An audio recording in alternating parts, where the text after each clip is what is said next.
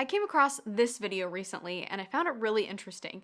Essentially, the overall message was that the benefits of a metal frame pistol are negligible in comparison to its polymer counterparts. The caveat being that this is specifically the case in guns that were initially designed with a poly frame and then later manufactured into a metal frame. And seeing as how the metal frame counterparts are much more expensive than the polymer ones, I think it's important that we at least try to get to the bottom of this. Now, you may have already noticed a nuanced difference between the video's claims and what I'm talking about here, so if you want, you can put that down in the comments and we'll circle back later. Hi. This is me 2 weeks later, and I just got back from the range. I searched high and low for a rental counter or a friend that I could borrow a polymer PDP 4.5 inch from, but it seems that nobody really wanted that medium option. I was only able to find the 5 inch or the 4 inch versions of the polymer PDP, so this comparison won't exactly be a one-to-one comparison.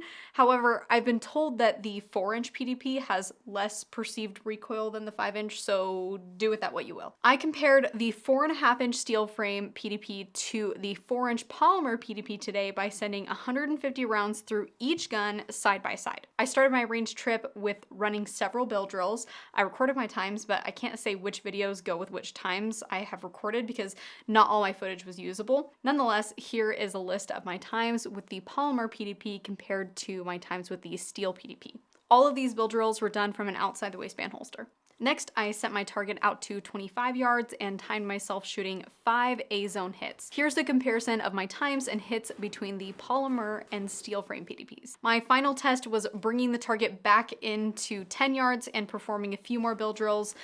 This time I was focused on speed, yes, but my primary focus was actually on noting what was happening with my dot. Here's a list of my times between the polymer and steel frame PDPs. These were done from a low ready. I've always been told that steel frame guns shoot flatter than their polymer counterparts, but I've never actually tested them side by side like this. And let me tell you, it is no lie. At least not in the case of the PDP. The dot on my steel frame gun was tracking much flatter than the polymer frame pistol, which presented a more squirrely sight picture for me. I'll probably get into more detail on this in the future when I do a full rundown video on my PDPSF, but since this gun isn't for carrying, I would choose the steel frame version over the polymer version any day of the week. If the PDP is a carry gun consideration for you, then the polymer frame may be a more practical solution due to both cost and overall weight. Now, what you may have noticed in my intro is that the video I cited talked about metal guns, not necessarily steel guns.